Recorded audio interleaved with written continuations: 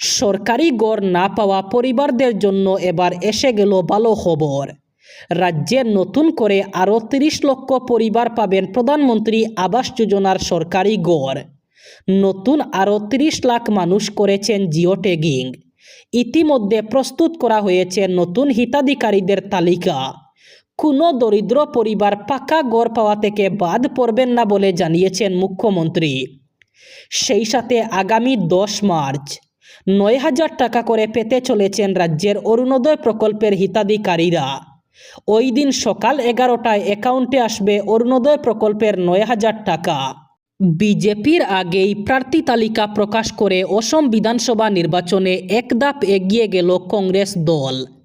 তবে কংগ্রেসের এই প্রথম প্রার্থী তালিকাকে কংগ্রেসের পারিবারিক দলিল বলে কটাক্ষ করলেন মুখ্যমন্ত্রী হিমন্ত বিশ্ব শর্মা। পাশাপাশি বিরোধী জোটের শরিক দলগুলির মধ্যে আনুষ্ঠানিক সমঝোতা সম্পূর্ণ হওয়ার আগেই কংগ্রেসের একতরফা প্রার্থী ঘোষণা প্রহসন বলেও মন্তব্য করেন তিনি। মুখ্যমন্ত্রীর দাবি, কংগ্রেসের চাপে ও ব্ল্যাকমেইলের পরিবেশে শেষ পর্যন্ত আত্মসমর্পণ করতে বাধ্য হবেন অখিল গগৈ এবং লুরিনজ্যোতি গগৈ। মঙ্গলবার কংগ্রেস প্রকাশিত ৪২ জনের প্রার্থী তালিকা নিয়ে রাতেই বিজেপি কার্যালয়ে প্রতিক্রিয়া জানিয়ে মুখ্যমন্ত্রী বলেন, কংগ্রেসে পরিবারবাদ বজায় রেখেই প্রার্থিত্ব দেওয়া হয়েছে। তার কথায় কংগ্রেসের এই তালিকা ডাইনেস্টিক পলিটিক্সেরই প্রতিফলন। প্রদ্যুৎ বরদলৈয়ের পুত্র ডক্টর ভূমিধর বর্মানের পুত্র, প্রয়াত হিতেশ্বর শইকিয়ার সন্তান, প্রয়াত সদস্য গগৈয়ের পুত্রবধূ, ধুবড়ীর সাংসদের পুত্র, এভাবে এই তালিকায় বিভিন্ন নেতার আত্মীয় স্বজন এবং পরিবারের সদস্যদের নিয়ে তৈরি এক বংশানুক্রমিক প্রার্থী তালিকা। সুনাই বিধানসভা কেন্দ্র থেকে কংগ্রেসের প্রার্থী হিসাবে নাম ঘোষণার পরই দলীয় ঐক্যের বার্তা দিলেন আমিনুল হক লস্কর। তিনি জানিয়েছেন, যারা এই আসনে টিকিট প্রত্যাশী ছিলেন তাদের প্রত্যেকের বাড়িতে গিয়ে ব্যক্তিগতভাবে সহযোগিতা এবং সমর্থন চাইবেন।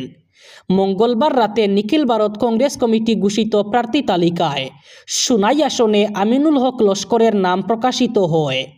এরপর সমর্থকদের সামনে বক্তব্য রাখতে গিয়ে তিনি বলেন, দলের সকলের সহযোগিতা ছাড়া বিপুল ভোটে জয়ী হওয়া সম্ভব নয়। ঘোষণার পরই তিনি রাতেই ২ জন দলীয় টিকিট প্রত্যাশীর বাড়িতে গিয়ে তাদের সহযোগিতা প্রার্থনা করেন। তার মতে দলীয় ঐক্য বজায় রেখে নির্বাচনে লড়াই করাই হবে প্রধান লক্ষ্য। প্রাক্তন বিধায়ক আমিনুল আরও বলেন, এবার তিনি সবার সহযোগ এবং সমর্থন সুনাই আসনে বিপুল ভোটে জয়লাভ করবেন বলে আশাবাদী। পাশাপাশি গৌরব গগৈয়ের হাত শক্ত করতে বরাক উপত্যকা থেকে অধিক সংখ্যক কংগ্রেস প্রার্থীকে জয়ী করার আহ্বান জানান তিনি। মঙ্গলবার রাতে নিখিল ভারত কংগ্রেস কমিটি ২০২৬ সালের আসন্ন অসম বিধানসভা নির্বাচনের জন্য কংগ্রেস তাদের প্রথম প্রার্থী তালিকা ঘোষণা করেছে। প্রথম দফায় ৪২ জন প্রার্থীর নাম প্রকাশ করা হয়েছে। ঘোষিত তালিকায় বরাক উপত্যকার ৮টি আসনের প্রার্থী ঘোষণা করা হয়েছে। প্রার্থীরা হলেন লক্ষ্মীপুর কেন্দ্রে শান্তিকুমার সিংহ, উদারবন্দ কেন্দ্রে অজিত সিং, বরখলা কেন্দ্রে ডক্টর অমিত কুমার কালওয়ার, শিলচর কেন্দ্রে অভিজিৎ পাল, সুনাই কেন্দ্রে আমিনুল হক লস্কর, করিমগঞ্জ উত্তরে জাকারিয়া আহমদ, পাতারকান্দিতে কার্তিক সেনা সিনহা এবং রামকৃষ্ণনগর এসসি কেন্দ্রে সুরুচি রায়। মধ্যপ্রাচ্য জুড়ে মার্কিন সামরিক উপস্থিতির উপর নজিরবিহীন হামলা চালিয়েছে ইরানের ইসলামিক বিপ্লবী গার্ড বাহিনী। তেহরানের দাবি, অপারেশন টু প্রমিস ফৌর অভিযানের মাত্র প্রথম ২ দিনেই ৬৫০ জনের বেশি মার্কিন সামরিক কর্মকর্তা এবং সদস্য হতাহত হয়েছেন। ইরানের এই প্রবল আক্রমণের মুখে কৌশলগত পিছু হটতে বাধ্য হয়েছে মার্কিন বিমানবাহী রণতরী ইউএসএস আব্রাহাম লিঙ্কন। এবার গ্রাহকদের জন্য গুরুত্বপূর্ণ ঘোষণা করেছে দেশের বৃহত্তম বেসরকারি ব্যাংকগুলির অন্যতম এইচডিএফসি ব্যাংক। আগামী ১ এপ্রিল থেকে ইউপিআই ব্যবহার করে এটিএম থেকে নগদ তোলার ক্ষেত্রে আর আলাদা করে সম্পূর্ণ বিনামূল্যে সুবিধা মিলবে না। নির্দিষ্ট সীমা পেরোলেই গুনতে হবে অতিরিক্ত চার্জ। ব্যাংকের তরফে জানানো হয়েছে, ইউপিআইয়ের মাধ্যমে এটিএম থেকে নগদ উত্তোলন করলে সেই লেনদেন মাসিক বিনামূল্যের এটিএম ট্রানজ্যাকশনের সীমার মধ্যেই ধরা হবে। অর্থাৎ আগে ইউপিআই লেনদেনে যে আলাদা করে কোনো চার্জ ধরা হতো না, এবার তা আর প্রযোজ্য থাকছে না। মাসিক নির্ধারিত ফ্রি ট্রানজ্যাকশন শেষ হয়ে গেলে পরবর্তী প্রতিটি উত্তোলনের জন্য চার্জ কাটা হবে। এইচডিএফসি ব্যাংকের সেভিংস অ্যাকাউন্ট গ্রাহকরা নিজস্ব এটিএম থেকে মাসে 5টি বিনামূল্যের নগদ উত্তোলন করতে পারবেন। অন্য ব্যাংকের গ্রাহকরা মাসে 3টি বিনামূল্যে লেনদেনের সুযোগ পাবেন। 1 এপ্রিল থেকে মাসিক ফ্রি সীমা পেরিয়ে গেলে এটিএম থেকে প্রতি নগদ উত্তোলনের জন্য 23 টাকা প্রযোজ্য কর কাটা হবে। আপাতত এই নিয়ম শুধু এইচডিএফসি ব্যাংকের এটিএমেই কার্যকর হবে। কখনো যা চকচকে শহরে ক্ষেপণাস্ত্র এবং ড্রোন হামলা, কখনো আবার শত্রুর লড়াকু জেট ধ্বংস। ইরান বনাম মার্কিন যুক্তরাষ্ট্র এবং ইসরায়েলের যুদ্ধে পুড়ছে গোটা পশ্চিম এশিয়া। ইতিমধ্যেই দুই পক্ষের রক্তক্ষয়ী সংঘর্ষের ক্ষতিকর প্রভাব পড়তে শুরু করেছে ভারতীয় অর্থনীতিতে।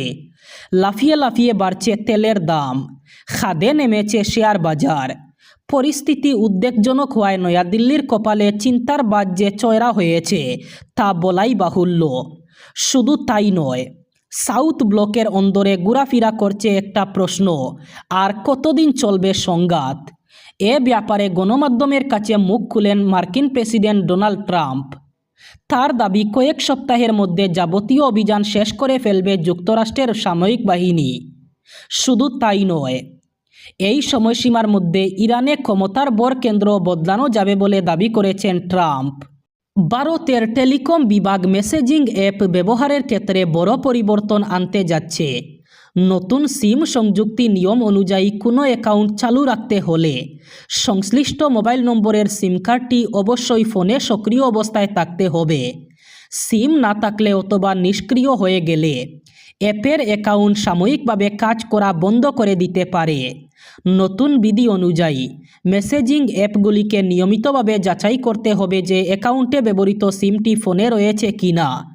সিম খুলে ফেললে, বদলালে অথবা নিষ্ক্রিয় হলে অ্যাকাউন্ট সাময়িকভাবে বন্ধ হয়ে যেতে পারে। পরে সিম পুনরায় প্রবেশ করিয়ে এবং যাচাই সম্পন্ন করলে অ্যাকাউন্ট আবার চালু করা যাবে। এই নিয়মের সবচেয়ে বেশি প্রভাব পড়তে পারে সংযুক্ত ডিভাইস ব্যবহারে। বর্তমানে হোয়াটসঅ্যাপের ওয়েব অথবা ডেস্কটপ সংরক্ষণ অনেক সময় ফোনে সিম সক্রিয় না থাকলেও ব্যবহার করা যায়। তবে নতুন নিয়ম কার্যকর হলে ওয়েব অথবা কম্পিউটার সংস্করণে বারবার বের হয়ে যেতে পারে এবং পুনরায় কিউআর সংকেত অথবা এককালীন পাসকোড দিয়ে যাচাই করতে হতে পারে। এবার শেষ খবর। পশ্চিম এশিয়ায় ক্রমবর্ধমান সামরিক উত্তেজনা বিশ্বজুড়ে জ্বালানি বাজারে অস্থিরতা তৈরি করেছে। বিশেষ করে কৌশলগতভাবে গুরুত্বপূর্ণ হরমুজ প্রণালীতে ইরান জাহাজ চলাচল বন্ধ করার পর যখন তেলের সরবরাহ নিয়ে বিশ্বজুড়ে উদ্বেগ বাড়ছে, ঠিক সেই সময় ভারতের সাহায্যের এগিয়ে এলো দীর্ঘদিনের বন্ধু রাষ্ট্র রাশিয়া। সূত্রের খবর, উপসাগরীয় অঞ্চলের অস্থিরতার কারণে বিশ্ববাজারে তেল সরবরাহ ব্যাহত হলে ভারতকে প্রয়োজনীয় জ্বালানি দিয়ে সাহায্য করতে প্রস্তুত বলে জানিয়েছে মস্কো। ভারতের মোট অপরিশোধিত তেল এবং এলপিজি আমদানির প্রায় অর্ধেক অংশই আসে হরমুজ প্রণালী দিয়ে। সম্প্রতি আমেরিকা এবং ইসরায়েলি হামলার জবাবে হরমুজ প্রণালী বন্ধের মতো ইরানের কড়া পদক্ষেপ এবং বিমা সংস্থাগুলির ট্যাঙ্কার পরিষেবা থেকে পিছু হটার ফলে এই বাণিজ্য পথটি এখন অন্তত ঝুঁকিপূর্ণ হয়ে উঠেছে।